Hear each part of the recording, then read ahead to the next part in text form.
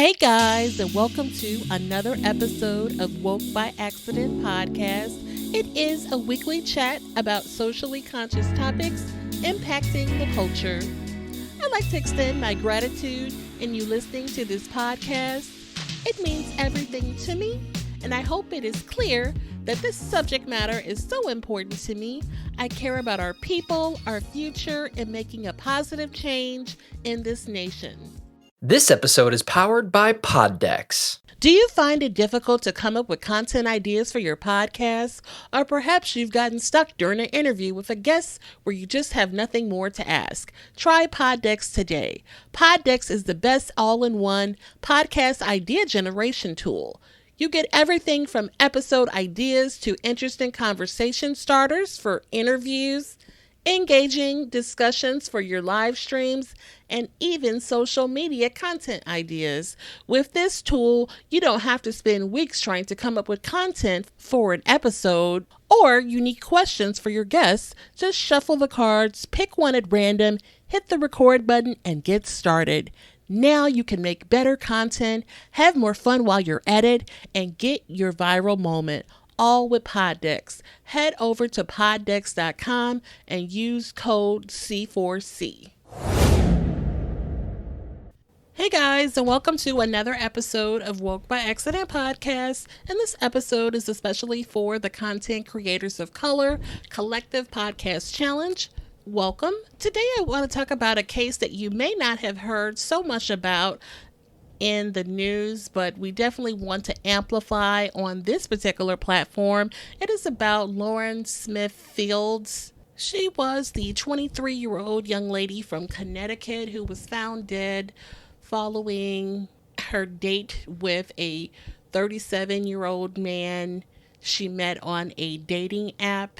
A lot of information has been released to date, and the family has made some accusations and expressed some really strong concerns. So what I would like to do is give a high level of where the case stands now so that we can provide updates as this develops further, and also offer some humanity to this case.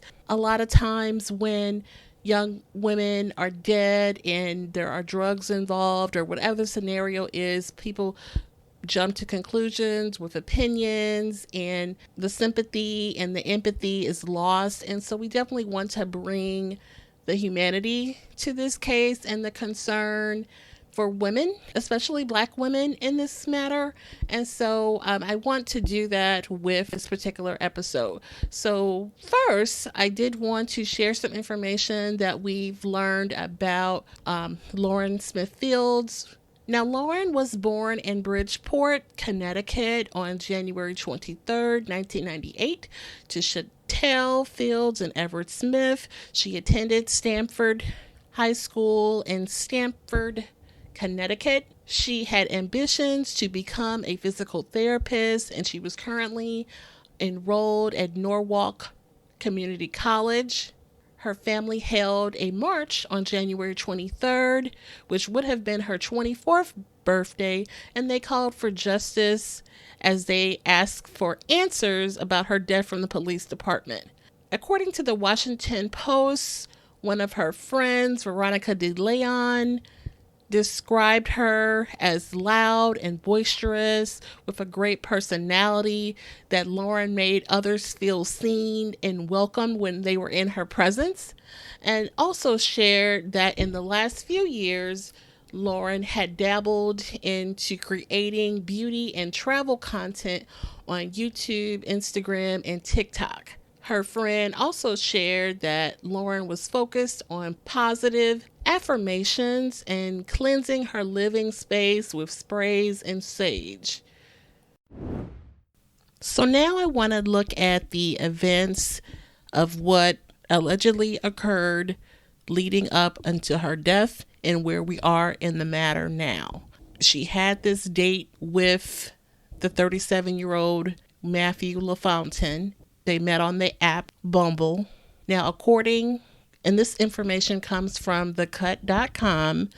According to LaFountain, he recalled arriving at Lauren's apartment around 9:30 the night before and they had matched on Bumble 3 days prior. If you're familiar with the app Bumble, you have matches, I guess, similar to some of the other ones where you swipe to the left, swipe to the right, and you will match with people based on certain criteria. So they had matched 3 days prior, according to his account.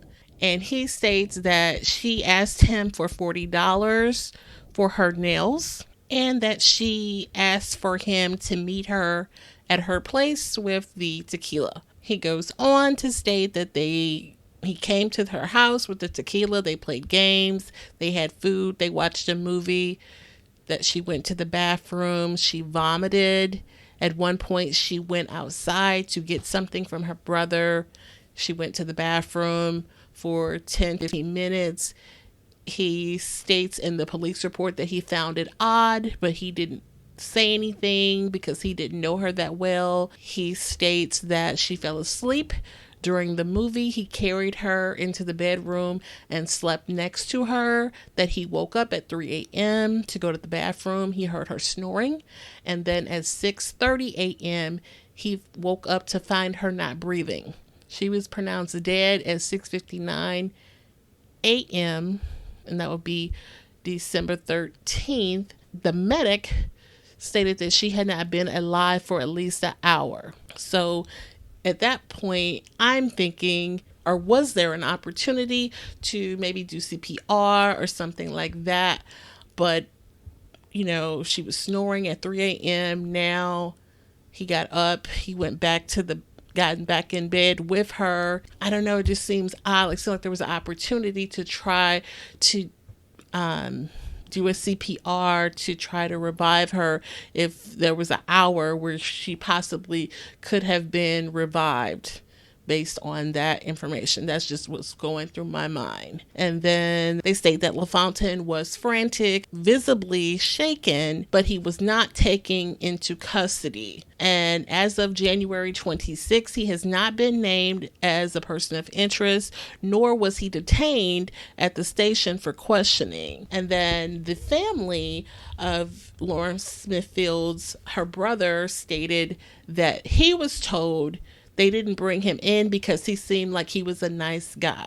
Also, no one in Smithfield's family was notified of her death. Apparently, the police spoke to her landlord, but they were unable to track the contact information for her family.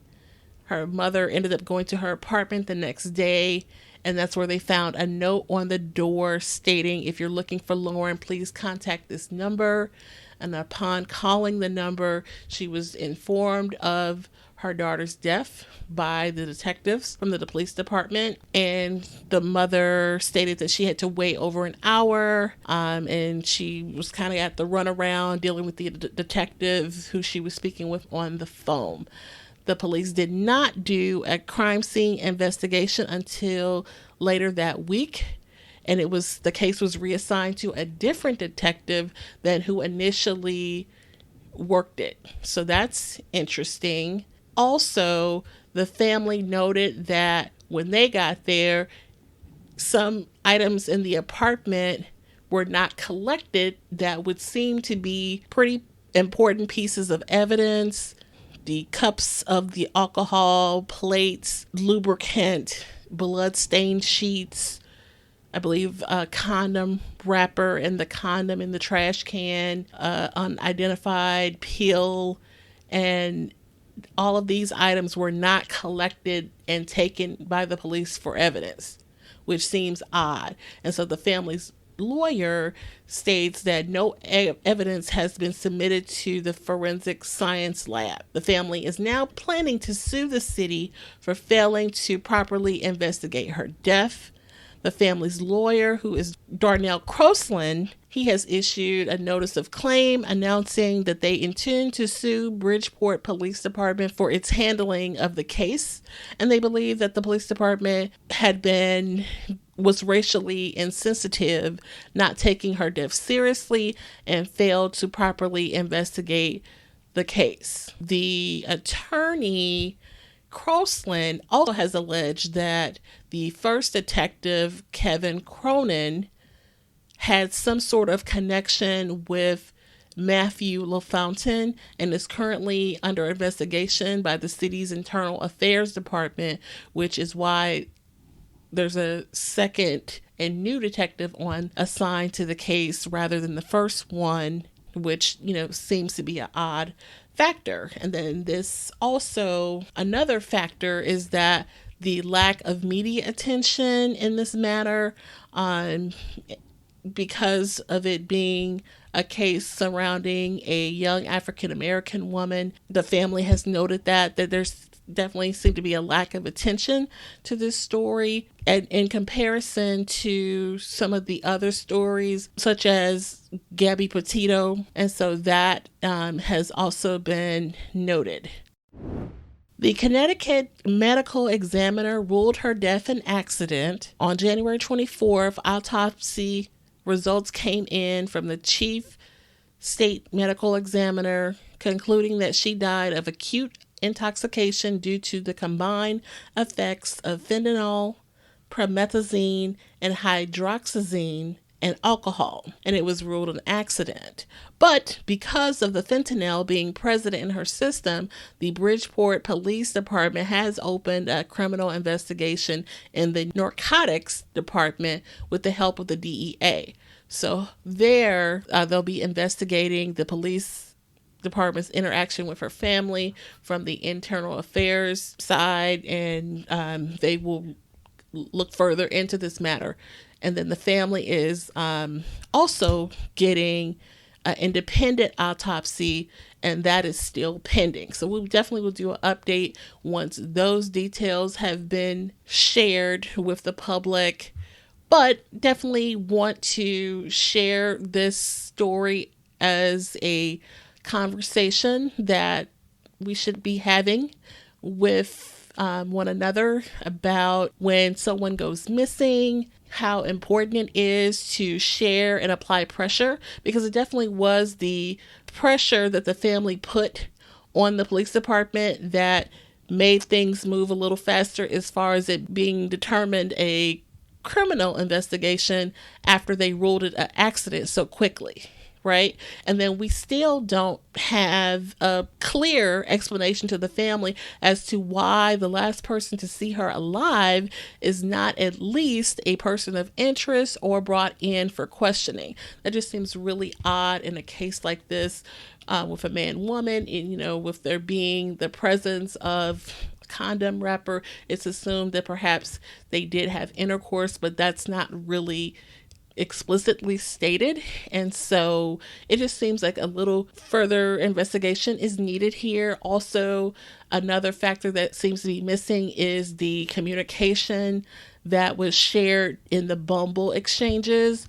I did see that the president or representatives from the dating app make a statement indicating that they would be willing to comply with authorities and pass along whatever is requested, but it seemed like that would have been one of the first things that they asked for. Hey, let's get those text exchanges on that app. It seemed like that's something really simple that could have been collected, and that's, even if they weren't going to share it publicly in the media, that needs to be in the investigation for sure, because that would speak to, it just seems like it's relevant and it needs to be included in the investigation.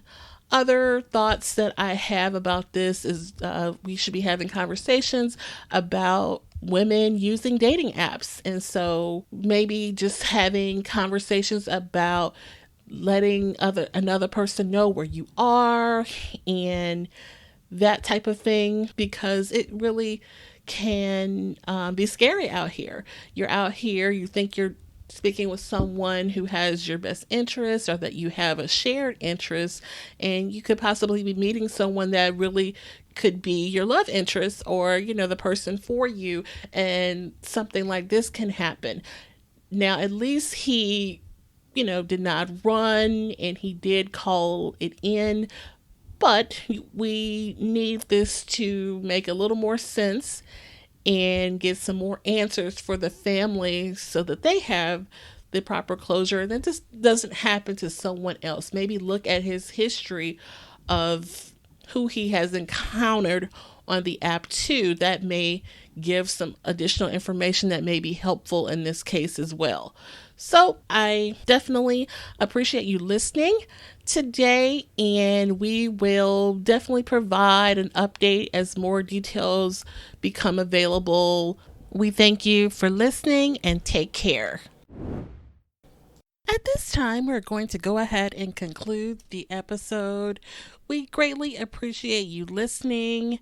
We invite you to follow us on social media. On Instagram, it is Woke by Accident Podcast. On Twitter, it is Woke by. On Facebook, it is Woke by Accident Podcast. We also have the new website up, www.wokebyaccident.net. Please check us out, and also follow us on all of your favorite streaming platforms, and please leave a review and share feedback. You can also reach out by Gmail, wokebyaccident@gmail.com. And every time you listen, we appreciate it so much. Thank you for listening, and take care.